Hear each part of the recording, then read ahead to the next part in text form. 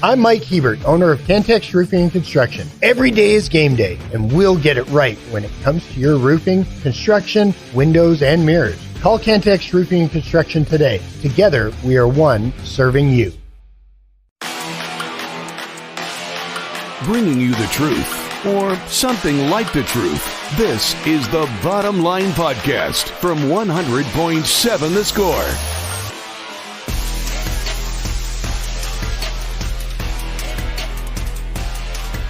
Happy Thursday. It is the Bottom Line. You've got us on 100.7 The Score and 107thescore.com. It is a victory Thursday. Men's team starting their year off on the right foot, beating up Texas A&M Commerce, as they should. But important thing is kicking off the Grant McCasland era in a great way. Clint Scott, Matt Estenson, Lucas White behind the glass. We are live from the First United Bank studio. 3 full hours with us. We'll take you all the way up to 3 o'clock. You can reach us in 2 different ways. You can call us on the Visual Edge IT hotline, 806-771-0973. You can also hit us up on the Yates Flooring Center chat line. Thoughts, comments, questions. Throat Punch Thursday entries. No sleep today, but that will carry on. So if you're angry at anything, just let them have it on the Yates Flooring Center chat line. Wouldn't suggest you actually doing that in person. You can take us anywhere with the mobile app, brought to you by Happy State Bank. Also streaming live on Fox 34 News Now and on YouTube. That is We Champ, Matty Ice. What's up, man? How are you? You know how a couple weeks ago I was like, man, I'm here Monday. It should be a Friday. Okay, This is even worse because this Thursday. Is close. Yes, Yeah. yes. But I'm happy to be here, man. Good. Happy to be with y'all. Good. Yeah. Are you like contractually obligated to say that, or that I'm happy to be here with y'all? Yeah. I mean, I don't want to get into the fine print of the contract I signed. I always like that, like on some interviews when they say that, right? They're like, welcoming in their guest, doing the normal kind of staple things that you do whenever you're introducing an interview or introducing a show, whatever. And they're like the ones you can really tell, and like, happy to be here. Are you? Yeah. It doesn't seem like you want to be talking to that person. It's like when coaches answering interview questions after a post game interview. You just got to say the right things. Yeah. Right? I'm just happy to be here, Clint. Yeah, I think maybe the best version of media availability coach speech is whenever they haven't flown off the handle and they have been asked just some stupid questions, and stupid questions will get asked to coaches, and then stupid answers sometimes are given too. It works both ways. But whenever they're just really just dumb question,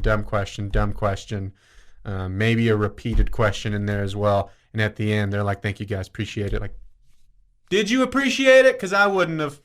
Yeah. Read the cue cards over here. It says thank you, appreciate you guys. I don't, and this is kind of against, my fan favoritism, but I really can't stand coaches that don't participate, just like players. So, like, i.e. Bill Belichick, I cannot stand to watch his interviews. Like, that whole, like... You're a Pats fan. Yeah, that whole, like, grumpy man, every game kind of thing is like, man, like, it's part of your job is to respond to these reporters that are doing their job as well. So, I really don't like the I lost my tail Eeyore kind of mentality. Do you think he leans into it, and maybe not just him, because I think there's probably some other examples, but when you think of that, like, I don't want to be here guy, you think of Belichick first, or at least I do for the most part.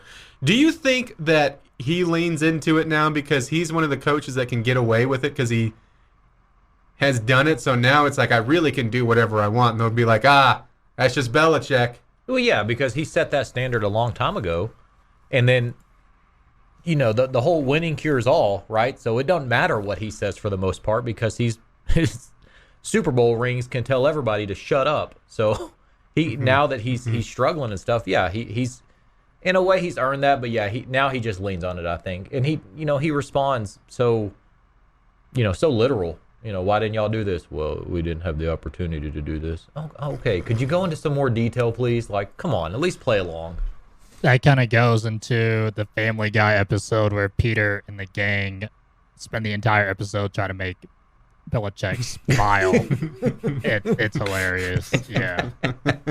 You know, it's funny because then you'll see like some of the NFL films type stuff or like the behind the scenes type stuff, and he's like goofing around with players. And now Saban is not quite is bad behind the mic. I mean, he'll get hot, he'll get fiery, he'll get heated, stuff like that. It's not all the way to the Belichick, like, if I could just give a one-word answer, I would. Yep. But it's the same thing with him. You think of this guy that's, like, hard to work with or seems like it's hard to work with, and then you go, like, to some of the behind-the-scenes stuff, and it seems like, boy, like, the players love him. Sort of thing. Yeah, I was going to say, if you're there and you're under those particular coaches, it's like the players. Oh man, they're great. They're great guys, and you're like, I don't see it. If you're a media member, you're like, that makes me infuriated. You know what I've had to deal with asking you questions? They just set things up on a tee for you just to smack it around the field. I mean, come on. I just like coach pressers that are coaches. They're open, they're engaging, and they're kind of truthful with you. Now, I don't expect them to spill the beans, but I expect them to be professional. I guess on the like truthful side though, like if they're being truthful, then they're also being who they are, right? Like they're just being their 100%. Like their personality is their personality sort of thing. But how do you feel? What's the time span for old Belichick? How many years on the sideline does he have over there? That seems like that is winding down until he decides. You don't think they'd ever let him go, or like, Bill? No, I feel like it's more of kind of like how the Steelers treat their coaches. You know how Mike Tomlin and golly, my mind's going blank. Bill Cowher. Oh, Bill Cowher. Yeah, I mean they're gonna let them run their course, and I guess with Tomlin though, he keeps on.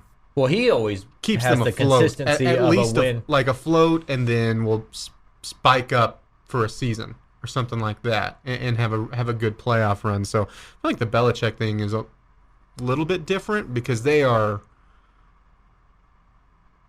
saying staying afloat would be overly generous. Right now. Yeah. But I'm just curious because I mean he's an interesting case study because, as we all know, like skins on the wall kind of has a lot, kind of has him there, but at the same time it feels like that is something that has turned stale rapidly. Well, and you mentioned Tomlin always continues to keep it afloat. When you look at them, they both have very below average quarterbacks, right? Mm-hmm. They both have pretty good defenses. There's not really a lot of star power with the receivers and running backs for either team, but Mike Tomlin continues to get wins, and I think that for Belichick, I think that he's got to relinquish some control, which he won't. I feel like he's a pretty big control freak, but letting go of the offense, letting go of the GM role would be the biggest thing. Mm-hmm. If I was Robert Kraft, that would be my say is, hey, we want you to keep coaching, head coach, defense run. We're going to hire a GM to scout players and to have a solid draft offensively because, let's be frank, you're just terrible. And that's a good point because you can't even do like finger pointing because if you do finger pointing, like it's the Bill Belichick Spider-Man meme where it's just multiple Bill Belichicks. It's his fault. No, at this point, it's his fault. Well, he was doing this. Well, no, you're in control and he wanted of everything. You're the mastermind. Yeah. Right now of what? A 2-win team. They went with no offensive coordinator last year to try to get a defensive coordinator to call plays. He went and hired Bill O'Brien this year to call plays because they've worked together and it seems to be unsuccessful. So, yeah, it's Bill's fault. It's Bill's fault. So, I'm off. I'm off the wagon. I'm done talking about him till Sunday, and I complain about him losing again. You have like a text group of like complaining Pats fans? No, are you just like complaining to anyone? It's just me and my brother. You're on like Boston-based message boards.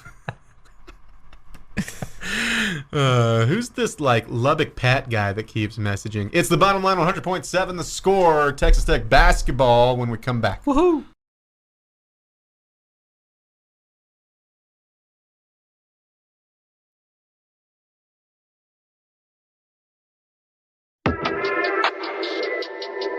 Getting to the point, but taking the scenic route to get there. This is the Bottom Line Podcast from 100.7 The Score.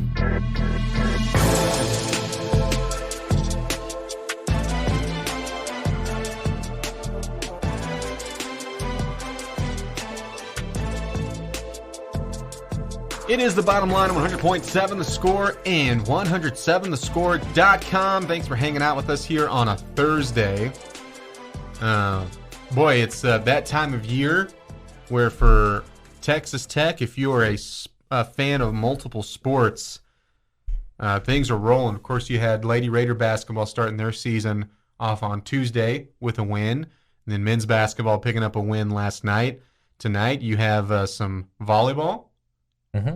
And of course, they'll continue that on tomorrow. And then also tomorrow, Lady Raider basketball in their second game.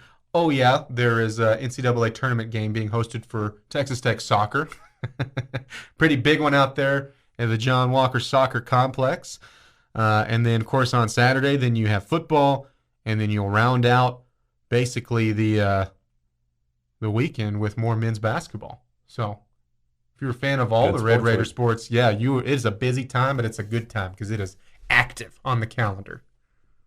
Really, it keeps on stretching into Monday before you get a break of anything because Lady Raider basketball plays again on Monday. So there you go. 7 straight days of good sports action of Red Raider wins. 7 days of Red Raider wins. Hopefully. I don't see my alma mater putting up much of a fight Friday. I think the Lady Raiders pretty much handle business. I knew they played Tarleton. I forgot. Are you gonna be there at the USA full purple poo or whatever that was? No, you got to explain to me. I still forgot. We looked it up, and that's how important it is to both of us. I thought that was a joke. Like someone said that in the Tarleton game earlier in the year for football. And I was like, this is over my head. Yeah. Clearly not in the circle. I don't know. It's weird. This on the Yates Flooring Center chat line from Tyler. You can get us your Throat Punch Thursdays as well. Throat Punch Thursday. Office buildings. I hate commuting in. Okay. Is there anything you're real angry with? You need to throw some swings at, Matt? You look like a pretty even-keeled guy. I'm pretty level-headed. Yeah, same. I try to think of the final outcome before, reacting, right? I think if more people would do that, the world would be a little safer. Texas Tech, you do get a win for men's basketball last night, starting off the McCasland era. What were some of your takeaways? Again, it's hard to. There's nothing final that you can take away from these games. Even we talked about this going into it, even like a Michigan State situation where they get upset by James Madison and they're the 4th ranked team in the country, that by no means, it doesn't define their season. But of course, you're in the boat where you have brand new staff, and of course, you'll get, I would say we've gotten used to this part, but you've also got a bunch of new faces on the court. You don't really grow old with players anymore where they come in as a freshman and they're those 3 or 4 year guys that have been in the program for a while. Now, I will say some of the new faces you got this year, they got a lot of years left in them. Some of them don't, but some of them do. But you get a 73-46 win over Texas A&M Commerce.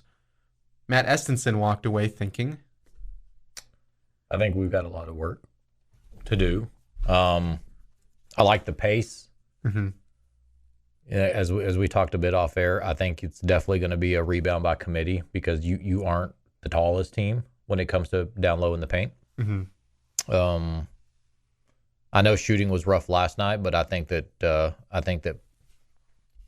through the season, I think Pop will continue to be your lead scorer. I think he's just got that in him to be that guy in terms of shooting the ball. Limit the turnovers again, something we talked about. All kind of just the sloppiness, which will be cleaned up. I mean, it's pretty much a new team playing together this year. You don't have a lot that came back from last year. Obviously, the new coaching schemes, but I like it. I don't put much into it because of who you played. I mean, you were outmatching them in every aspect on the court. So, yeah, by no means. Yeah, I mean, was the first game perfect? But of things that you can take away, and this is what McCasland said that he's wanted with this team. These are the type of guys he got to go do this. Part of it when he gets hired, right? You look at his North Texas teams, and they were so. I mean, you're just going, there's going to be no pace. It's going to be very deliberate offensively. It's going to be the slowest basketball you've ever watched, right? Turns out, like I said, it's more of it was random. What are we doing over there? Yeah. That was really a bit weird. I'm sorry. Have I bored you? I'm going to go to YouTube. If I start hearing like, I'm a snake over there, I'm going to, okay, I've lost him. He's going down a rabbit hole. Trying to pull a stat when you were talking about McCaslin and, like the auto videos that play. Little did I know this isn't the normal computer on brain, so forgive me. Sure. Okay. Yeah. All right, dude. But you go to those North Texas teams, right? And you're taking all those away because of the play style that they did have over there. That was successful for them. But instead, here you have a team that looks like they're going to try and get up and down.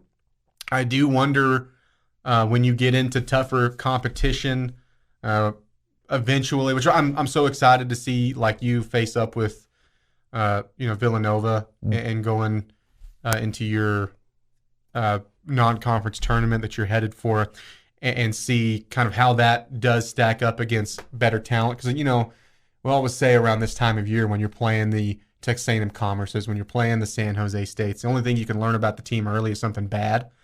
But with year one, that kind of goes away, because with year one you can learn some things, and does look like you're going to play with some pace. It does look like you're going to push in transition. Now, last night, if you're looking just box score and you go, oh, you did lose a turnover battle, you're going, oh, you just. They defended you so well. No, there was a lot of transition turnovers. There was a lot of, at times, forcing things that weren't there. I looked at some of the things and going, okay, sloppy, sure, but you have a lot that needs to be worked on, but can be worked on. It's not like you pulled away things from game one already going, oh, if you saw these issues, it was unsolvable. This is what's going to be you're going to have just 20 turnovers a game when you get to the Big 12. I don't think that will be the case. We'll see. Maybe turnovers are an issue and we're like, oh, we should have known from game one. I think, though, like you look at last night, a lot of the good was you directly attacked the rim at times. That didn't happen a lot last year. Multiple guys doing it. I thought, Darian Williams, who is one of those new faces, but a new face that has a lot of years. He's only played 1 year of basketball over there in Nevada. I thought looked the part. Yeah. Maybe like a Devin Cambridge, who's a more experienced player. Again, not pulling too much away from this, but it looked like maybe he was trying to find his rhythm out there, find a spot out there. Not every single one of these players in the starting five is going to be a double-digit scorer. But again, this is just trying to grasp at straws because it's game one. And if you did go see their exhibition win against Texas A&M, this is the second time you've seen them. For most of us, this is the first time that you've really seen this team go under live fire, even though it was against just Texas A&M Commerce. But overall, love the pace of play. Love that. Yeah, and you got so many new parts on the team that McCaslin and them will figure it out. The turnovers, I'm not concerned about. I think that just comes in part of finding the correct puzzle pieces to put together on the floor. Guys are trying to find where they stand on this team, how they mesh, and I think that's what will limit the turnovers. I think, and McCaslin talked about just making the basic play, not trying to make the showstopper ESPN top 10 kind of play, and just make the easy play, easy pass. Let's get the bucket. But overall, I think that we'll continue to see improvements. Now, if this performance we had last night was, one game before Big 12 play, okay, there'd be some concerns. But yeah, it's the second game, and there's no concerns. Well, it's first real game. That's right. I was tying it. Yeah, sure. Yeah, sure. But they'll be fine. They'll be fine. I thought, especially compared to last year, I thought the ball movement was so much better. Yeah. Again, new regime, new ideas, new focuses, completely new staff. You would expect something to be different. But, man, that was very refreshing after last season. It was a nightmare in the half court. We had a team last season? They say. Trying to forget. So they say. It's the Bottom Line 100.7, the score, play of the day when we come back.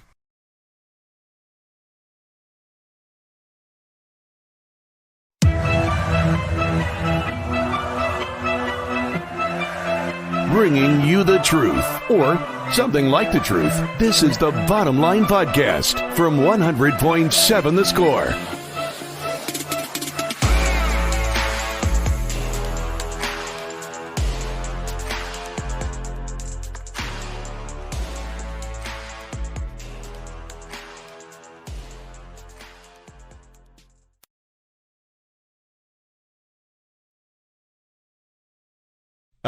It's the Bottom Line on 100.7 The Score and 107thescore.com. Clint Scott, Matt Estenson, Lucas White behind the glass. Let's jump into Kailey's Dailies.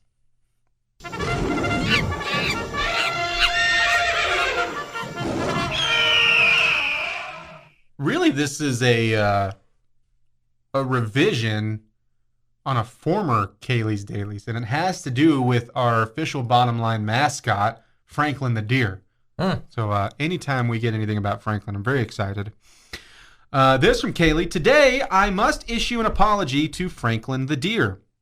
Back when Franklin the Deer became the Bottom Line mascot, I initially tagged him as an axis deer due to his reddish-brown fur and his white speckled back. But as Franklin has grown, his spots have vanished, revealing that he's actually a common white-tailed deer. She's been living a lie. It's like the ugly duckling. I apologize to Franklin for misidentifying and honor him with a spotlight for Native Species Week. Perfect. White-tailed deer are plentiful in Texas, with an estimated 4 million found throughout the state. White-tailed deer are often solitary, but have been also found to be part of a herd. In some areas, white-tailed deer are similar to turtles.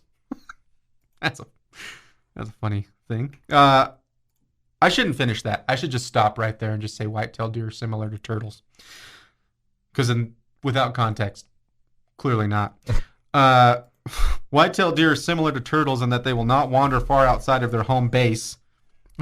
Typically staying in an area about 1 square kilometer in size all throughout the year. Male white-tailed deer are known for their stunning antlers, which are composed of a bony center, horse name, covered in a velvety sheath, horse name, for protection. This sheath will shed annually and has often been described as being soft to the touch. I'm sorry, Franklin, for the misidentification. I hope you can find it in your heart to forgive me. I bet he does. Yep. I bet he already has. He already accepted it. Didn't give two thoughts about it, so there you go. Thank you, Kailey. White-tailed deer. Cool. Similar to turtles. Similar to a turtle. Velvety sheath. This on the Yates Flooring Center chat line from Big Huey. Loop was a huge mess last night heading up to the game. Our section upstairs was definitely late arriving. Yeah. But like I said, I mean, lower bowl, as far as I could tell, looked great. Active crowd. I tell you what, again, you should. You gotta, in game one, clearly important that you get the win and you put down an opponent by a lot of points that you should. Could it have been better? Sure. It's never going to be perfect, especially in game one. But you got a lot of highlight plays last night, I'll tell you that. Yep. That was nice to see. Always good for the... Not that you're worried about that as a head coach. Like, hey, guys, make sure we get highlight plays in there. Alley-oops, all that. The posters, go for it. You just want the win. But that's it. But it is nice when you get that, especially to start the season. Tell you about the Darian Williams dunk. Yeah. What are they doing? Like, I know that, I guess this can happen to anybody. It was like, just kept on driving. It was like, it looked like he was like, okay, no one's going to stop me. Okay, I'm going to throw this down. Yep. Thank you. I'll take it. This on the Yates Flooring Center chat line from Panhandle Raider probably was a D battery, and Hax is making it sound better because he swerved and hit the curb. Why was the battery sitting in the roadway? Well, the battery was a true car battery, the picture that was shown. So who knows? I don't know. Maybe like I can foresee someone, hey, I'm going to sit this right here on this part of the truck, on like the side while I'm doing stuff, and then I'll put it down in the actual back of the truck. And then it never makes that second stop. Or, the way some, man, I mean, like flatbed trailers of junk. Yeah. I've seen them like, Like how is nothing coming off of that? So I'm sure there's several options of how that happens. Or there's a car not running anymore because they're missing their battery. Yeah. Panhandle Raider said, I almost smoked a goat on a county road 2 days ago. That would have been Slang talk. bad. Wow. Stop it. Terrible dad joke. Thank you. You got in a head-on collision. How could you not see the oncoming car? Little PSA reference there. Yeah. Well, hydroplane in the rain and you don't have control over your car. Yeah, that'll do it. They did. do it. That was it. Car was officially totaled. I told you I had a brother-in-law. I felt so bad for them, but the sentence is just still so funny to me. And now it's because, like, again, everyone was safe, and they were okay, and got a new vehicle. But this was some time ago. But my brother-in-law, when he and my sister, they've just recently been married, not that long, but they had totaled a car because they hit a raccoon. Like, that is so unlucky. Even like, I think it was a Corolla, so not just a huge car, but it's just like one of those, you hit it in a very, very unfortunate way. But the sentence of saying I totaled my car because I hit an animal, and you're like, oh man, gosh, like, did you hit a deer or like a cow break out? And it's like, no, I hit a raccoon. This on the chat line from Tyler: smoked a badger. Is that slang for a doobie? No, I hit an actual badger. You were looking to make badger stew. Don't lie, backwoods Kansasian. That sounds unpleasant. Wow. I'll be honest. What's the weirdest animal you've ever eaten? I'm not one to venture with food and stuff like that, so I don't know, maybe alligator or something. Yeah. I was just saying if you had been like, yeah, I tried badger before. Yeah, It no. was great. Chicken fried badger. Delicious. Nice little red eye gravy over the top. Side of mashed potatoes. And then people that eat badger will probably say what? Tastes like chicken. No, it doesn't, dude. It tastes like badger. It's all about how you cook it. Are you eating a steak? Yeah, it tastes just like chicken. No, it doesn't. It tastes like steak. Cheetos don't taste like Doritos. They taste like Cheetos. I hate when people say that. Yeah, there you go. Bobby Hot Dogs put the battery in question back up on the chat line. Yeah.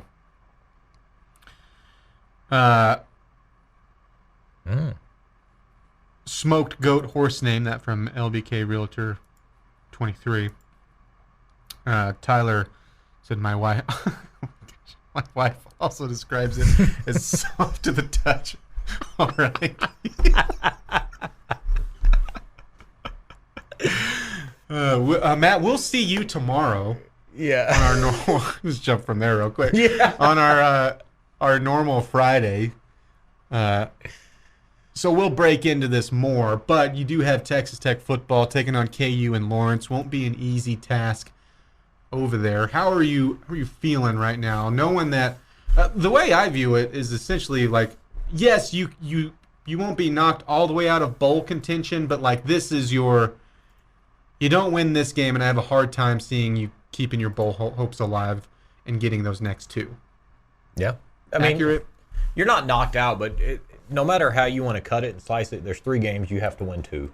So, some people are going in with the mindset that this is a must-win game, and I mean, you have to win 2 out of 3. It doesn't matter if you lose this one, you still have your chances. Now, I will say, if you lose this one, then yeah, UCF is a must-win game, and then Texas, that's must-wins. But you've got to win 2 out of 3. Do I feel confident? No. You put it at a percentage. I don't to win Saturday? Or you can go out of 10, however you choose, your preference. Percentage, 30, 35% chance. 3 out of 10 Badgers. Yeah.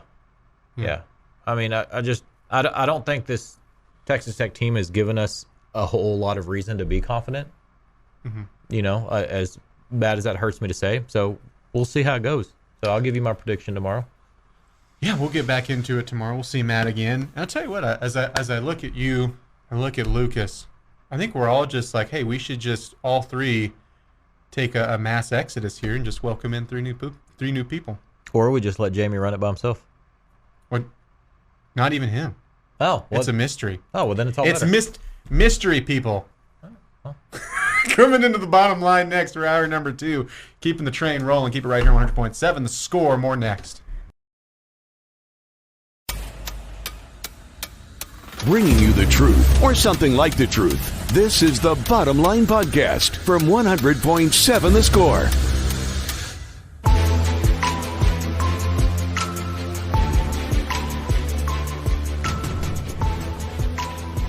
That music can mean only one thing. That it's time for the fastest growing game show in radio history. Take versus Take. Josh, Jackson are your competitors. I am your questionnaire and judge for points. Are you two gentlemen ready? Yeah. I am. Josh, you will pick which question we get first. Jackson, you will answer question first. Throw a little curveball at you. Okay. Do you want the food question, the sports question, or the entertainment question first? I historically do very poor on the food question.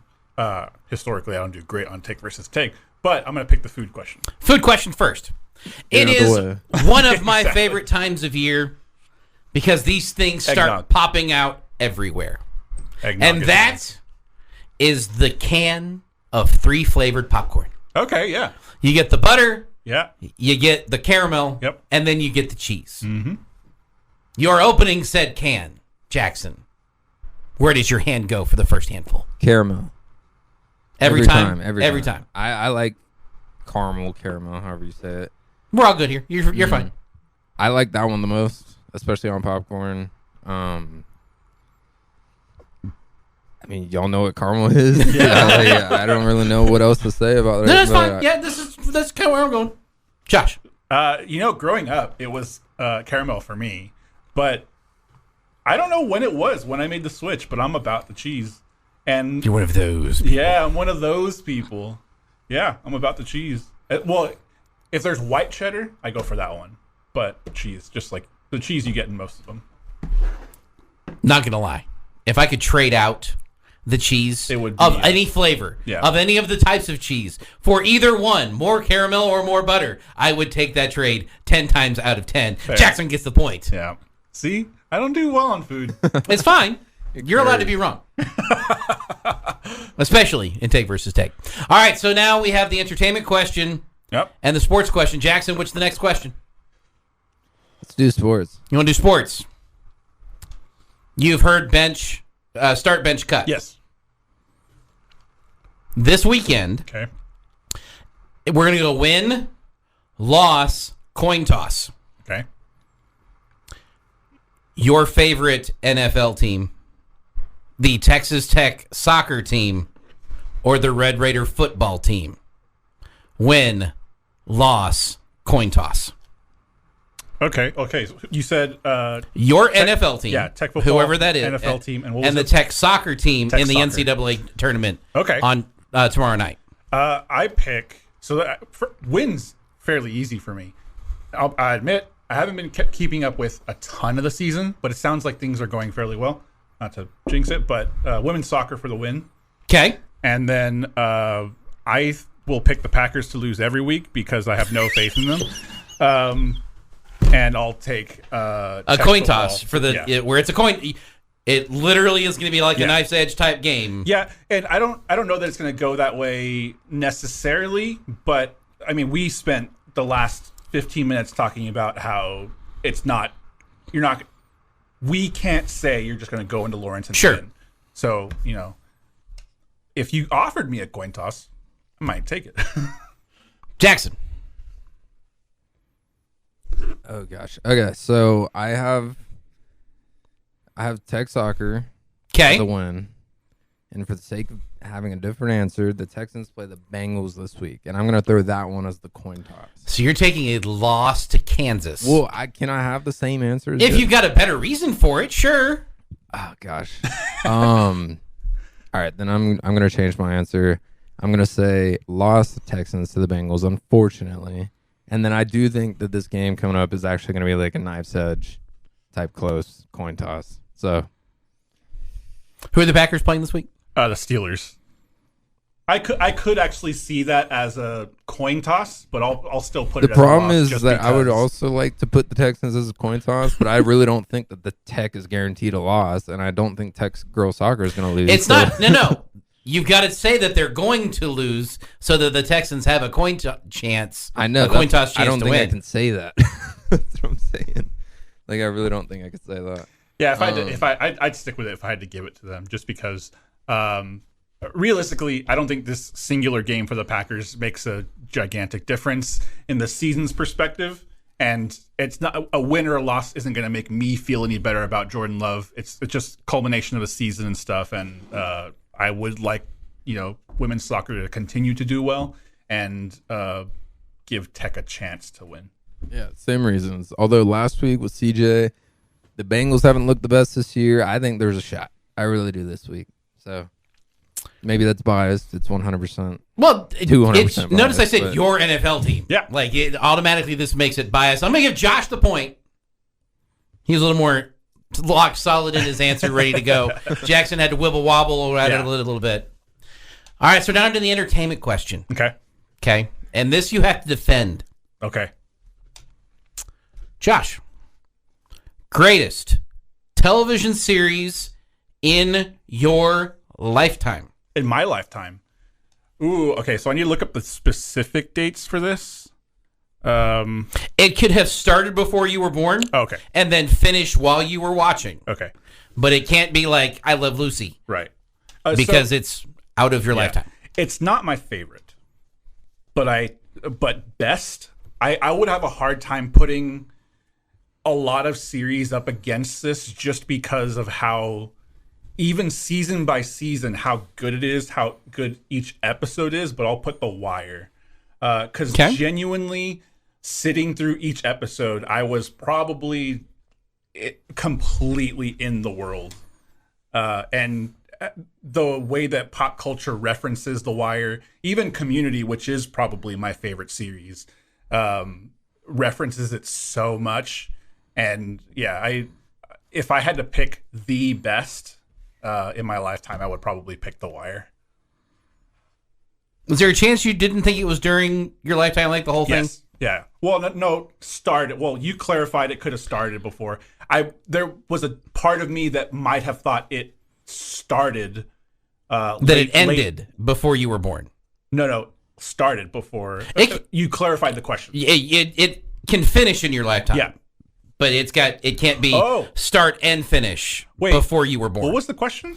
Like, in your lifetime, what is the greatest television series? You couldn't pick I Love Lucy. It started and ended before you were born. Yeah. The Wire started in 2002. Yes. Ran for 5 seasons. Were you alive in 2007? Yes. Then you're fine. Okay. Yeah. Cool. I would. No. The only I was here in 2002. You fully clarified the question. This is why I was fully comfortable. The only thing I had to look up is I thought I misunderstood the question. Okay. And it started before. I was like, I remember Yeah. Like, I'm old, but I'm not that old. Maybe I am that old. Jackson, favorite television series in your lifetime? Okay, so, gosh, I have two. Favorite or best? I thought you said best. Well, best. What is the best favorite. television series? Okay, so I have two, and it's a really, really, really hard decision to pick between these two, just because they're different. Yeah. But I think that in regards to just the overall influence and impact that this show has had, The Office. I'm gonna say Lost. Oh, okay. I Lost every single time. The Office too, but every single time when I was like around the age when Lost was coming out, when you used to have to watch TV with actual commercials and stuff. The Go ahead. Sorry. So just the hype around it, like the entire country is watching the same show at once, and I think that those type of days, almost like Game of Thrones-esque when it was coming out. Now people would get pissed. What do you mean I can't watch the next episode right now? Yeah. They're disappearing, and I think Lost was one of the best, like one of the main great shows that like kept that around for a while. My other choice was Breaking Bad, just because I love that show. I think it's one of the best of all time.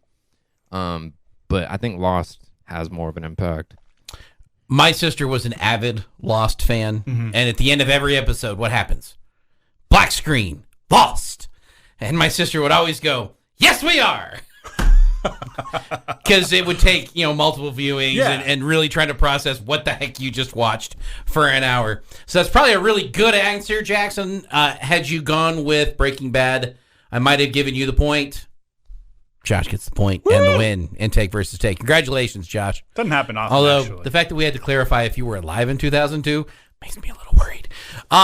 So we'll get some thoughts from you guys off the Yates Flooring Center chat line on the way. We still have question of the day from Jackson, more tech football, and some NFL discussion as we've got 3 teams represented here and how we feel about our respective teams coming up and how you feel about yours. It's the end of the bench on 100.7 The Score, 107thescore.com.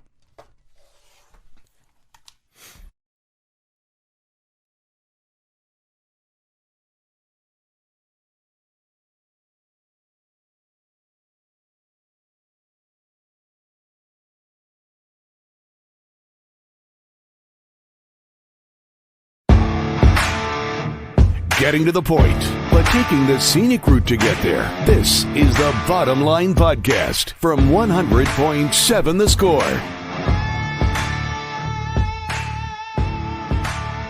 I can't believe what I'm seeing right now. And I know we've got Jackson's question of the day coming up just moments away. I'm going to...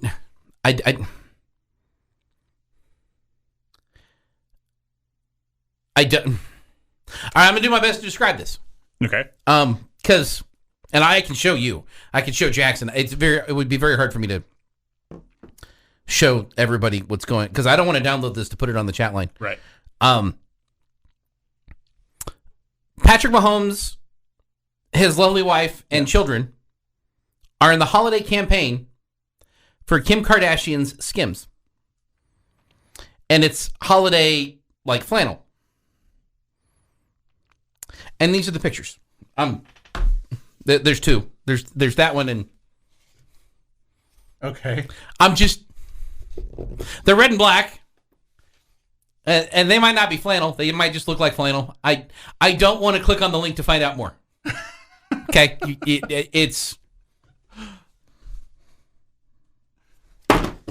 Pat. Help, man. Okay, so Jackson, save me. Ask me a question. Time now for Jamie's question of the day. Brought to you by someone not named Jamie.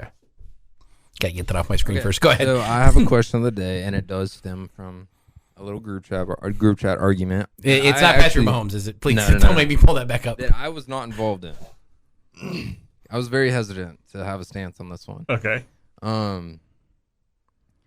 But I do have a lot of friends from Houston, and I also have a lot of friends from Dallas. So it was a Houston-Dallas argument.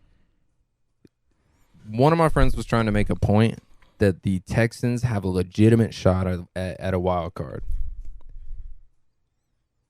And I don't know if that's recency bias, just watching CJ, and I just want to know what y'all think. I really do not know. I would, part of me, I want to say yes, but at the end of the day, it's the Texans. And it's hard. So, okay, the schedule. So, full honesty here. Yeah. I have watched exactly 0 seconds of the Texans this year. I know I'm from Houston. I'm a Cowboys fan. I've been a Cowboys fan for way longer than the Texans have existed. I'm not anti-Texans. I don't want them to lose every week. I'm not that guy. But at 4-4 at this point in the season, where are they at in the standings? I don't think that it's impossible for them to make the playoffs as a wild card. They're in the hunt at that point at 4-4. They are in second in their division behind Jacksonville at 6-2. You've got the Chargers at 4-4. You've got the Steelers at 5-3, Cleveland 5-3, Cincinnati at 5-3. You've got Buffalo 5-4, Miami 6-3. So you got the Chiefs coming out of the West. I don't imagine anybody else there is going to make a run. Although I guess the Chargers could at 4-4. Again, then it's still. I guess everybody's still kind of in it at this point, Right. except for the Giants and the Bears and the Panthers and the Cardinals, who all have a combined 1 or 2 wins. Not a combined. I either have 1 or 2 wins, and they're all in the NFC. So I was looking at it. There's a lot of factors to take in. Sure. Yeah, I don't think you're out of it. I think you're on an outside looking in at this point. You still got some things to figure out if you're the Texans, but at 4-4, embrace that. Yeah. Enjoy To that. me, I think it's more of what the Texans are doing with themselves rather than like what other teams are going to end up following, because they've been a wild card themselves this year. Like, so I think it's more about them than it is about like where other people are going to end up falling. Although whenever it comes down to crunch time, that's kind of how the NFL ends up every year is, oh, this team needs to lose. We need to win. Yeah. But the rest of the schedule does not look that scary to me. And sitting at 4-4, if you would have told me we were 4-4 last year at this point in the season, I would not have believed it at all. And their offense just looks like, I don't know.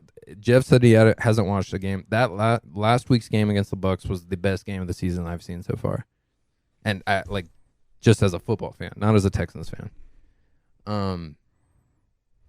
So I hope so. The reason I would say no, if I was to play antagonist or the antithesis to all of this, I would say no, specifically because of, I may not have watched a ton of the Texans, but I have kept up with the Titans just because I like Mike Vrabel and Derrick Henry. And the way that Will Levitt has been playing is pretty great. It seemed like they got the Titans twice. Yeah. I mean, Late in the especially season. Jacksonville being in that division as well. 6 games in division, you're having to, that's your best shot. If we're talking about a wild card, that's still 4. You have to go 3-3, I think, probably to have a realistic shot at the wild card.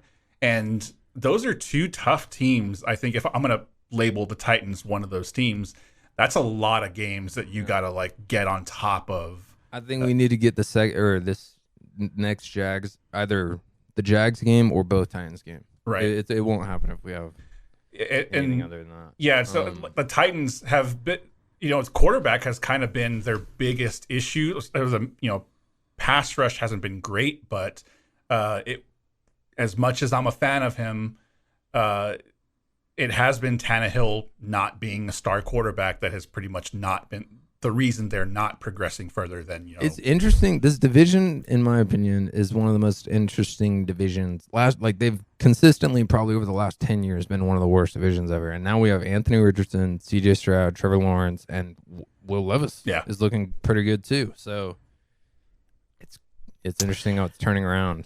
This is another wet blanket on it. When you look at, and this is kind of one of those things that I'm trying to balance everybody out. Right. And through 8 games, if this starts to even out a little bit, is your point differential. What are you producing versus what is your defense giving up? Right. Kind of thing. When you look at the AFC, you've got Kansas City at plus 65. Believe it or not, they're not leading the pack. Baltimore leading the pack at plus 115. Yeah, Baltimore looks like the best team in football. Buffalo second at 80. That's surprising. Which is a little surprising. You then have Kansas City 65, Miami at 60. These are all pluses, by the way. Mm-hmm. Jacksonville at 37. Cleveland, who's in third of their division, at 42 points, but they're also all tied at 5-3 right now, so that can kind of swing either way. All of them are above the Texans, who are positive at plus 22. So that's leading me to believe at 22 you're playing a lot of close games. I'm not even looking at the schedule at this point to know if I'm right on, but you're plus or minus a touchdown in each game right now to kind of balance that out.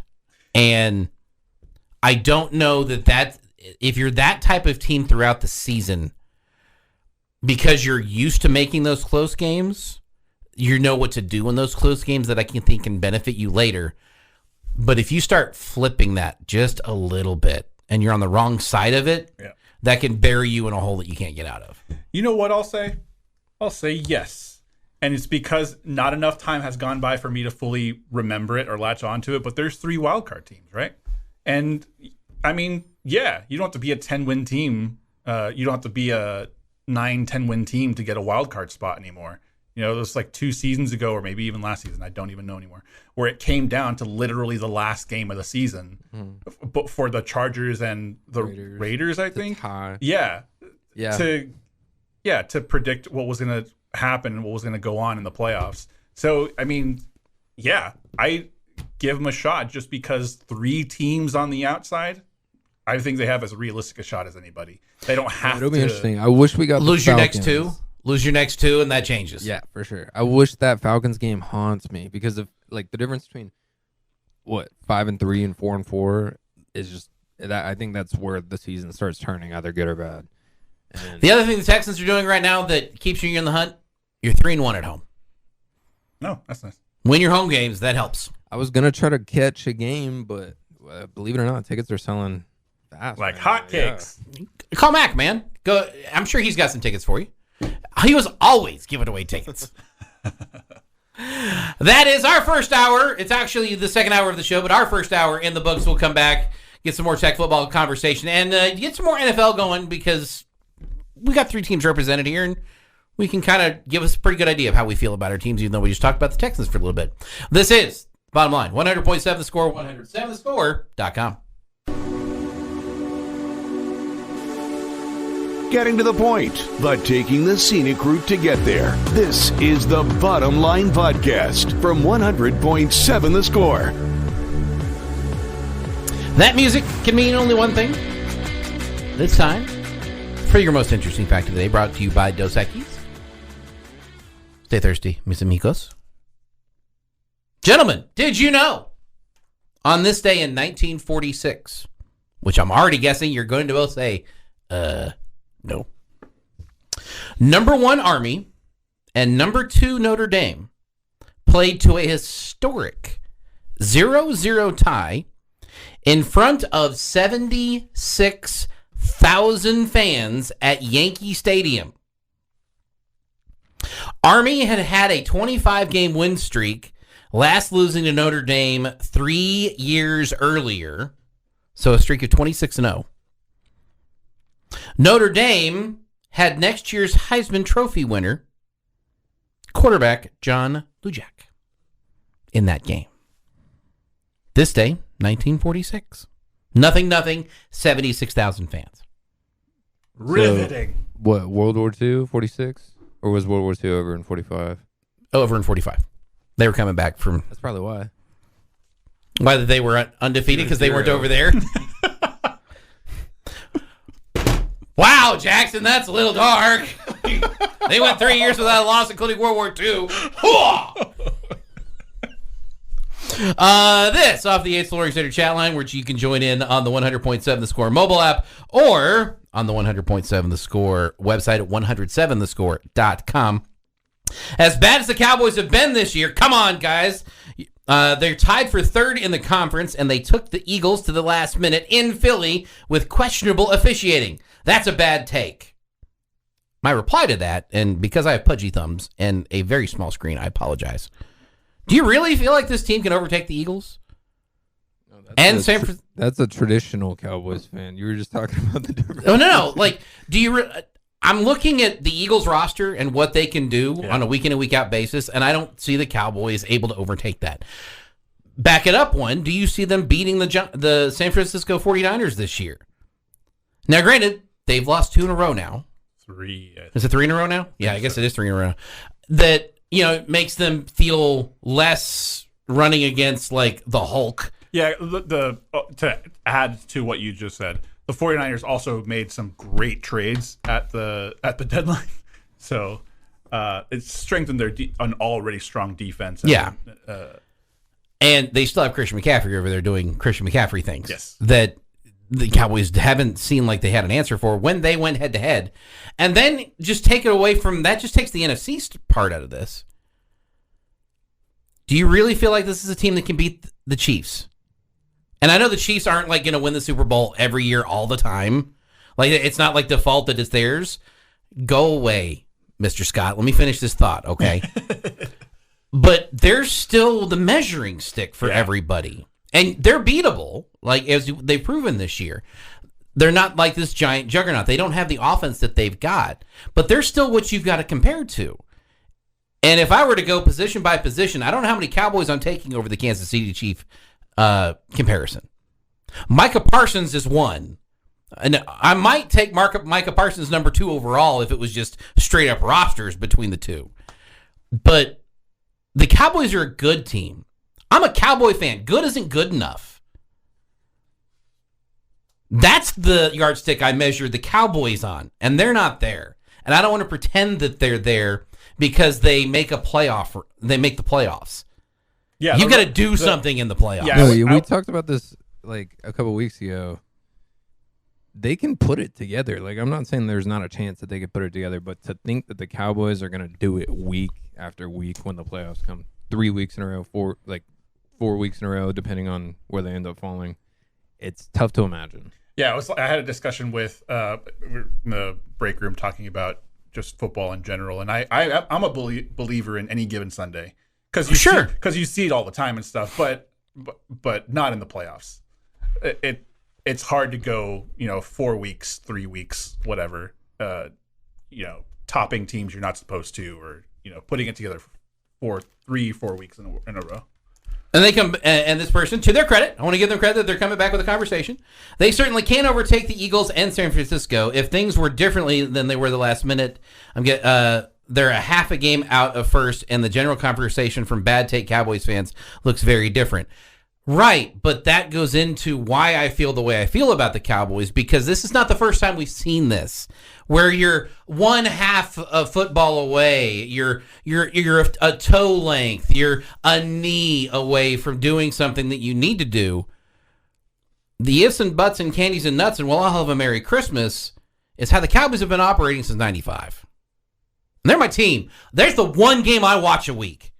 Everybody else that's jumped to other teams, that's watching other games, they're getting excited for everybody else. And don't get me wrong, I'm not cheering against Pat. But I'm a Cowboy fan, and I watch that game religiously. I book my Sundays for when the Cowboys are playing. Let me just tell you, when they're playing Sunday night, that means a hard Monday morning for one person, me. But it's not what... There are too many other things going on that the Cowboys don't control, and they don't control everything that they can control. That's the frustrating part as a Cowboys fan. They're still my team. I'm still watching them. I watched them on the 3 back-to-back 5-11 seasons, man. I'm there. Let me just tell you that as a Cowboys wasn't fun. fan, what is your opinion on just Jerry Jones in general? Because I think it's starting to get to that point where first off, it's his team. Anything? I mean, yeah. As much as I would want to rant and rave about what he's doing, it's his team and his money, and I can't force him to do anything he doesn't want to do. We know that. Okay. Yeah. And number 2, he's not going to listen to me anyway, no matter what I said. Yeah, we're all. But none of us are. Jerry Jones, if you could, he would empty his checking account today to buy a Super Bowl championship. I would rather have an owner that's like that, and then flip it to where you're the Oakland Athletics, where you want to spend as little as possible to make as much profit as possible. Now, Jerry Jones isn't hurting on the profit side either. Let's make this clear. Do I wish that he would hire a general manager to come in there and actually run the team? I think Steven does that more than he gets credit for as the VP of operations. Okay. I don't, but Jerry's got the final word, but I think he's listening to other people now, and that helps. The problem is Jerry is a terrible contract negotiator. He continues to write bad contracts. And that kind of thing in the salary cap era will kill your franchise, and he's been doing it since the salary cap was instituted, which is also why one of the reasons he was so against the salary cap when they were talking about instituting it to begin with. In fairness, he's also not the only one that's bad with negotiations and stuff, but we're talking about the Cowboys right now. Right, in this particular thing. Do you think out of all the NFL teams that he's the most hands-on? Yeah, owner, yeah. Robert Kraft. And then, that's true. Yeah. Robert Kraft. And then Khan. I don't remember his first name, but Jacksonville. He's probably right up there on the list as well. Oh, no. The owner of the Colts. Because I don't hate the Cowboys as a Texans fan. I just have an opinion that it starts. Well, it's something we hear about every week, And I don't hate Jerry either, but he's very hands-on, and he hired McCarthy, which I'm not a big fan of. And I don't hate Dak, but they decided to pay Dak what they did and kind of put themselves into a little bit of a hole to dig out of. But not just Dak. That's the other, that's true. That's probably something I lean on a little bit too hard. The total offense, but the offense starts with Dak. I mean, I thought the Texans' offense was awful until this year, and a rookie quarterback helps. Yeah. That's probably Let's make this clear. Rookie quarterback can make any offense look good if you put the pieces around them to go forward with. And this team misses Amari Cooper so much. I can't even describe how much I wish he was still on this team, because he's a playmaker. Mm-hmm. And he was a good playmaker for you at a relatively low cost. Yeah. You just couldn't afford him anymore because you'd done so many other dumb contracts before. And that's where you get behind the 8 ball and can't get out from behind it. Yeah, it was. You restructure a deal, and that hurts you later. You're extending a window for that, a window that you didn't have open to begin with. But they're my team. And I will root for them and want them to win, and also acknowledge that they are not the best team in the NFL, which is what the marker for the Cowboys is. That music means it's time for us to shut up, and time for the Tech Talk guys to come in here and do what they do. So for everybody who has been in the studio today, which Clint, Matt, Lucas, Jackson, Josh, me, I'm sure there's been other people in here. That does it for us. Head over to Double T 97.3 or keep it here for the Sports Grind, or Lubbock Cooper Football here on 100.7 The Score. It's the bottom line. See y'all tomorrow.